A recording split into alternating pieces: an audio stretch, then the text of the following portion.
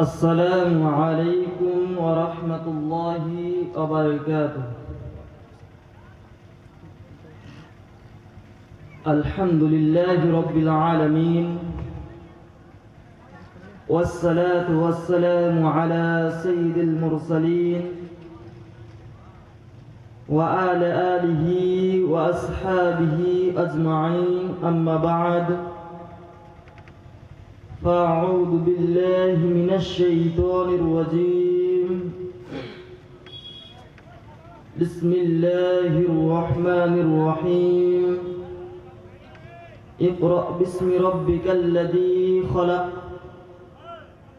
وقال الله تعالى في القرآن المجيد: وما يستوي الأعمى والبصير ولا الظلمات ولا النور ولا الظل ولا الحرور وما يستوي الأحياء ولا الأموات. وقال النبي صلى الله عليه وسلم: طلب العلم فريضة على كل مسلم. وقال النبي صلى الله عليه وسلم: يقول: إن من عشرة الساعات أن يرفع العلم ويكثر الجهل ويكثر الزنا ويكثر شرب الخمر.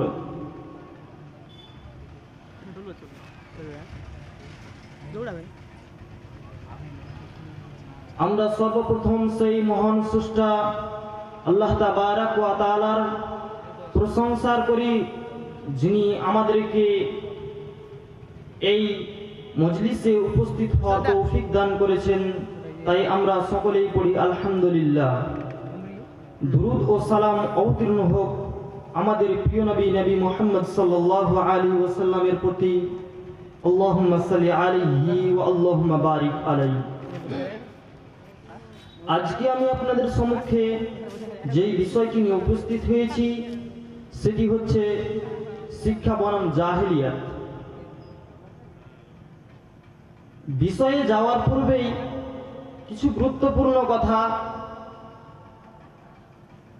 আজকে এই জালসা মাহফিলকে দেখে মনে হচ্ছে এটি একটি ময়দান, ফাঁকা মাঠ, যেখানে কেউ নেই, কোনো কিছুই নেই। এই জালসার পরিবর্তে যদি আজকে এখানে কোনো নাটকের ব্যবস্থা করা হতো, এখানে যদি কোনো সিনেমা, কোনো হল, কোনো আর কিছু জিনিস যদি এখানে উপস্থিত করা হতো, তাহলে এখানে মনে হয় জায়গা দেওয়া যেত না, এই মাঠ সংকীর্ণ হয়ে যেত। আজকে বড় দুঃখের বিষয়, আজকে মুসলিম সমাজ নিজেকে মুসলিম দাবি করি, অথচ যেখানে কোরআন ও হাদিসের কথা, যেখানে কোরআন ও হাদিসের আলোচনা হয়, সেখান থেকে আমরা দূরে সরে যাই, সেখান থেকে আমরা দূরে থাকি। আর যেখানে গান বাজনা বাদ্যযন্ত্র পতিতালয়ের মেয়েদেরকে নাচা নিয়ে ব্যস্ত হয়, সেই জায়গায়, সেই কুকর্ম জায়গায়, সেই হারাম জায়গায়, সেই খারাপ জায়গায় সমাজ একেবারেই একত্রিত হয়ে জমা হয়ে সেই খেলা, সেই গান বাজনা বাদ্যযন্ত্র শ্রবণ করে। অথচ একজন মুসলিমের পরিচয় এই রকম হতেই পারে না। তাই প্রতিটি দিনী ভাই ও বোনের কাছে আবেদন, আপনারা আসুন এবং দিনী আলোচনা শ্রবণ করুন এবং শ্রবণ করে বুঝার চেষ্টা করুন এবং বিষয়টিকে খুব চেষ্টা করুন জানে প্রাণে মানার, যাতে আপনি পরকালে সাকসেসফুল হতে পারেন। আল্লাহ তাবারাক ওয়া তাআলা 30 পারা কোরআন নাজিল করেছেন। এই কোরআনের মধ্যে অসংখ্য আয়াত রয়েছে। কিছু আয়াতে আল্লাহ তাবারাক ওয়া তাআলা অনেক বড় বড় পাপের কথা উল্লেখ করেছেন, আবার কিছু আয়াত রয়েছে আল্লাহ তাবারাক ওয়া তাআলা ইবাদতের কথা উল্লেখ করেছেন, আবার কিছু আয়াত রয়েছে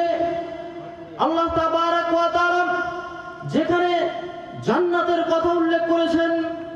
আবার কিছু আয়াত রয়েছে যেখানে আল্লাহ তাবারক ওয়া তাআলা জাহান্নামের কথা উল্লেখ করেছেন।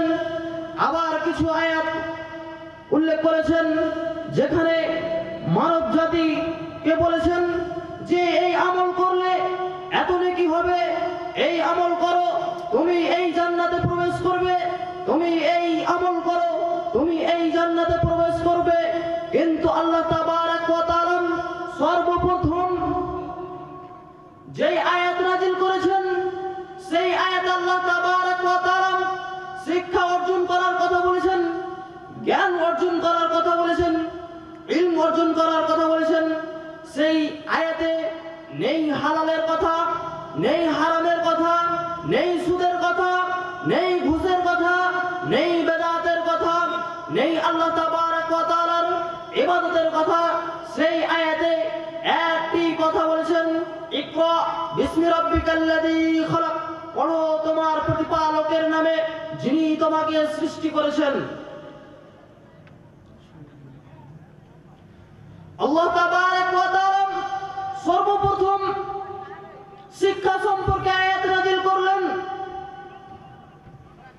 কেননা মানব জাতির কাছে যদি শিক্ষা থাকে, মানব জাতির কাছে যদি জ্ঞান থাকে, তাহলেই মানুষ চিনতে পারবে শিরক কোনটি বড় পাপ, কোনটি ছোট পাপ, কোনটি হালাল, কোনটি হারাম, কোনটি জায়েজ, কোনটি না জায়েজ, কোনটি সুন্নাত এবং কোনটি বেদাত। তার কারণে আল্লাহ তাবারক ওয়া তাআলা সর্বপ্রথমে শিক্ষা সম্পর্কে আয়াত নাযিল করলেন। আল্লাহ তাবারক ওয়া তাআলা শিক্ষা সম্পর্কে আয়াত নাযিল করে জানিয়ে দিলেন মানব জাতি যদি সর্বপ্রথমে শিক্ষা অর্জন করে তাহলে এই মানুষ সঠিক পথে চলতে পারবে। আর যদি মানুষ শিক্ষা অর্জন না করে, মানব জাতি যদি জ্ঞান অর্জন না করে, তাহলে কখনোই মানব জাতি সঠিক পথে চলতে পারে না। মানব জাতি পথ ভ্রষ্ট হয়ে যাবে। মানব জাতিকে সঠিক পথে চালানোর জন্য আল্লাহ তাবারক ওয়া তাআলা সর্বপ্রথমে শিক্ষা অর্জনের কথা বললেন। একজন অঙ্ক মাস্টার যখন তার ছাত্রকে অঙ্ক বোঝানোর জন্য প্রস্তুতি নেই, তখন সর্বপ্রথম তার ছাত্রকে বোঝায়, লিখে দেয় খাতাতে সূত্র। অঙ্কর সূত্র যদি ছাত্রর জানা থাকে তাহলে তার অঙ্কটা করতে অতীব সহজ হয়ে যায়। আর যদি অঙ্কর সূত্র না জানা থাকে তার জন্য খুব কঠিন হয় অঙ্কটি বুঝতে। যখন সেই ছেলে, যখন সেই মেয়ে অঙ্কর সূত্রটি বুঝে নেবে, তখন সে খুব সুন্দরভাবে অঙ্কগুলো করতে পারবে। ঠিক সেই রকম মানব জাতি যখন জ্ঞান অর্জন করবে, শিক্ষা অর্জন করবে, তখন খুব সুন্দরভাবে, খুব সূক্ষ্মভাবে মানব জাতি বুঝতে পারবে যে এটি হারাম, এটি হারাম, এটি জায়েজ, এটি না জায়েজ, এটি বেদাত, এটি শিরক, এটি কাবিরা গুনাহ। তার জন্য আল্লাহ তাবারক ওয়া তাআলা সর্বপ্রথমে শিক্ষা সম্পর্কে আয়াত নাযিল করলেন। আল্লাহ তাবারক ওয়া তাআলা এই জন্যই শিক্ষা সম্পর্কে আয়াত নাযিল করলেন। ইমাম বুখারী রাহিমাহুল্লাহ আলাইহি বুখারীতে ইলম অধ্যায়ে সর্বপ্রথম বলেছেন, আল ইলমু ক্বাবলাল কওলি ওয়াল আমালি, কথা ও কর্মের পূর্বেই বিদ্যা। আপনি যদি মানব জাতির সামনে কোন কথা উপস্থাপন করতে চান, মানব জাতির সামনে যদি কোন কথা বলতে চান, তাহলেও আপনাকে শিক্ষা অর্জন করতে হবে। যদি আপনি কোন কর্ম করতে চান, কোন কাজ করতে চান, তাহলেও আপনাকে শিক্ষা অর্জন করতে হবে। যদি আপনার শিক্ষা না থাকে তাহলে আপনি কখনোই সাকসেসফুল হতে পারেন না। তার জন্য আল্লাহ তাবারক ওয়া তাআলা সর্বপ্রথম শিক্ষা সম্পর্কে আয়াত নাযিল করলেন। যদি মানব জাতি শিক্ষা সম্পর্কে জ্ঞান না রাখে, শিক্ষা যদি অর্জন না করে, ইলম অর্জন যদি না করে, তাহলে সে কখনোই সঠিক পথে চলতে পারে না, সে কখনোই সঠিক পথের পথিক হতে পারে না। সে পথ ভ্রষ্ট হবেই হবে, হবেই হবে। এতে কোনো সন্দেহ নেই, এতে বিন্দু পরিমাণেও সন্দেহ নেই। তার জন্য আল্লাহ তাবারক ওয়া তাআলা সর্বপ্রথম শিক্ষার কথা বললেন। আজকে এরপরে চলে আসি, আমাদেরকে শিক্ষা অর্জন করা অপরিহার্য নবী করিম সাল্লাল্লাহু আলাইহি ওয়াসাল্লাম বলেন তলাবুল ইলম ফরিজাতুন আলা কুল্লি মুসলিমিন, প্রত্যেক মুসলমানের জন্য জ্ঞান অর্জন করা ফরজ। সে নারী হোক না কেন, সে পুরুষ হোক না কেন, সে বৃদ্ধ হোক না কেন, যেই হোক না কেন, তার জন্য জ্ঞান অর্জন করা ফরজ। তাকে জ্ঞান অর্জন করতেই হবে। যদি সেই ব্যক্তি জ্ঞান অর্জন না করে তাহলে কখনোই সেই ছেলে, সেই মেয়ে, সেই পুরুষ, সেই মহিলা সঠিক পথে চলতে পারে না। সম্মানিত উপস্থিতি, সকলকেই শিক্ষা অর্জন করতে হবে। এবার চলে আসি নবী করিম সাল্লাল্লাহু আলাইহি ওয়াসাল্লাম আল্লাহ তাবারক ওয়া তাআলার কাছে দোয়া করতেন, আল্লাহুম্মা ইন্নী আউযু বিকা মিন ইলমি লা ইয়ানফা। হে আমার প্রতিপালক, আমাকে ওই শিক্ষা থেকে, ওই জ্ঞান থেকে বিরত রাখো যেই শিক্ষা, যেই জ্ঞান আমার কোনো উপকারে আসবে না। এখান থেকে বোঝা যায় শিক্ষা দুই রকম আছে। এক, শিক্ষা অর্জন করবে মানুষ, তবে তার জীবনে কোনো কাজে আসবে না। আরেকটি শিক্ষা রয়েছে, যেই শিক্ষা মানুষ অর্জন করবে এবং সেই শিক্ষা মানুষের উপকারে আসবে। আজকে আপনার ছেলে, আপনার মেয়ে যেই শিক্ষা অর্জন করে সেই শিক্ষা উপকার করে কিনা আপনি দেখুন। সময় সংকীর্ণতার কারণে আমি বিষয়টিকে গুটিয়ে নেওয়ার চেষ্টা করছি। আজকে আপনার ছেলে যে শিক্ষা অর্জন করেছে, আপনি দেখুন আপনার ছেলে তাস খেলাতে ব্যস্ত। গরুর রাখাল যে গরু চড়াই, কোনোদিন বিদ্যালয়ে যায়নি, সেই ছেলেও তাস খেলে। আপনি দেখুন আপনার ছেলে মাধ্যমিক পাস করেছে, জুয়া খেলে। যেই ছেলে গরু চড়াই, কোনোদিন বিদ্যালয়ে যায়নি, সেই ছেলেও জুয়া খেলে। আপনার ছেলে বিড়ি, সিগারেট, গুটখা, খৈনি, তামাক, জর্দা সমস্ত ধরনের নেশাদার দ্রব্য পান করে। আপনার ছেলে মাস্টার পাস, আপনার ছেলে মাস্টার পাস, আপনার ছেলে হাই স্কুলের মাস্টার। গরু চড়া রাখালো, বিড়ি, সিগারেট, গুটখা, খৈনি পান করে। সেই ছেলে, সেই মহিলা, সেই ছেলে কোনোদিন বিদ্যালয়ে যায়নি, অথচ সেই ছেলেও বিড়ি, সিগারেট, গুটখা, খৈনি, তামাক পান করে। এই সমস্ত হারাম জিনিস, এই সমস্ত নাপাক জিনিস, এই সমস্ত অপবিত্র জিনিস পান করে। আপনার ছেলে মাস্টার পাস, আপনার ছেলেও এই সমস্ত হারাম জিনিসে লিপ্ত রয়েছে। তাহলে আপনি বলুন, আপনার ছেলে যেই শিক্ষা অর্জন করেছে, আপনার ছেলে যেই জ্ঞান অর্জন করেছে, সেই শিক্ষাই সেই জ্ঞানে উপকার করেছে কিনা? গরু চড়া রাখাল এবং আপনার ছেলের মধ্যে কি পার্থক্য? আপনার ছেলে মাস্টার, একজন গরু চড়া রাখাল, তার মধ্যে পার্থক্য কি?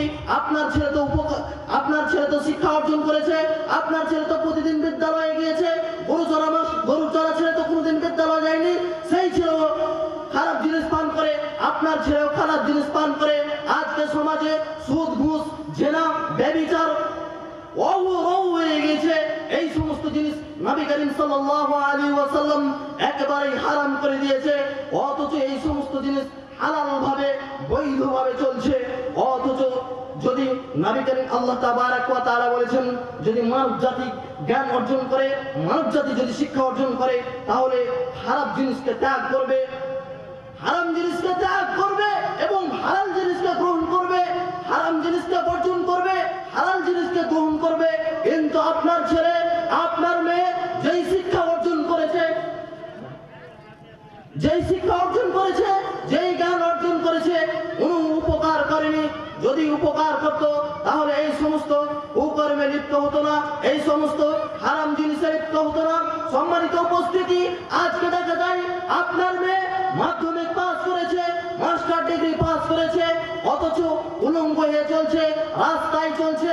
তার পোশাক ছাটো-ছুটো, তার পোশাক এমন ভাবে পরিধান করছে যেন তার শরীরের প্রতিটা অঙ্গ প্রত্যঙ্গ চিনে যাচ্ছে। সে এমন ভাবে রাস্তায় বেহায়া হয়ে উলঙ্গ হয়ে বেড়াচ্ছে যেন তার কোনো শরম নেই, কোনো লজ্জা নেই। নবী করিম সাল্লাল্লাহু আলাইহি ওয়াসাল্লাম বলেছেন, আল হায়াউ মিনাল ঈমান ওয়াল ঈমানু ফিল জান্নাহ। আল হায়াউ মিনাল ঈমান ওয়াল ঈমানু ফিল জান্নাহ। যার ঈমান রয়েছে তার জান্নাত রয়েছে, যার ঈমান রয়েছে তার জান্নাত রয়েছে, যার ঈমান রয়েছে তার জান্নাত রয়েছে, যার লজ্জা রয়েছে তার ঈমান রয়েছে, যার লজ্জা রয়েছে তার ঈমান রয়েছে, যার লজ্জা নেই তার ঈমান নেই, যার ঈমান নেই তার লজ্জা নেই, যার ঈমান নেই তার জান্নাত নেই। সম্মানিত উপস্থিতি, আপনার ছেলের আপনার মেয়ের ঈমান নেই, তার কারণেই এই সমস্ত কুকর্মে লিপ্ত, উলঙ্গ হয়ে পতিতালয়ের মেয়েদের মতো উলঙ্গ হয়ে মাথায় কাপড় থাকে না, তারা হিজাব পরিধান করে না, উলঙ্গ হয়ে পথে ঘুরে বেড়ায়। সমস্ত জাহিলিয়াতে শিক্ষিত সমাজ লিপ্ত হয়ে গেছে। এই শিক্ষা মানুষের কোন উপকার করে না। যদি উপকার করত তাহলে এই সমস্ত জাহিলিয়াতে সমাজ লিপ্ত হতো না। তাহলে আপনাকে আমাকে বুঝতে হবে, এই শিক্ষা তো আমাদের কোনো উপকার করে না। যেই শিক্ষায় উপকার করে, যেই শিক্ষায় আমাদের উপকার করবে, সেই শিক্ষাই আমাদের ছেলে মেয়েদেরকে দিতে হবে। যদি আমরা সেই শিক্ষা দিই তাহলে দুনিয়াতেও আমরা কামিয়াব হব এবং আখিরাতেও কামিয়াব হব। আর এই শিক্ষায় যদি আমরা শিক্ষিত করি নিজের ছেলে মেয়েদেরকে, তাহলে আমরা দুনিয়াতেও পথভ্রষ্ট হব, আখিরাতেও পথভ্রষ্ট হব। মনসুষ্ট আল্লাহ তাবারক ওয়া তাআলার কাছে দোয়া করি, আল্লাহ তুমি আমাদের সকলকেই দ্বীনি শিক্ষা অর্জন করার তৌফিক দান করো, যেই শিক্ষা অর্জন করলে আমরা সঠিক পথে চলতে পারবো এবং যেই শিক্ষা অর্জন করলে আমরা জান্নাত পাবো, জান্নাতে যেতে পারবো, সেই শিক্ষা অর্জন করার তৌফিক দান করো। তাই সকলে পড়ুন আমিন। এখান থেকে আমি আমার বক্তব্য ইতি করছি। আসসালামু আলাইকুম ওয়া রাহমাতুল্লাহি ওয়া বারাকাতুহু।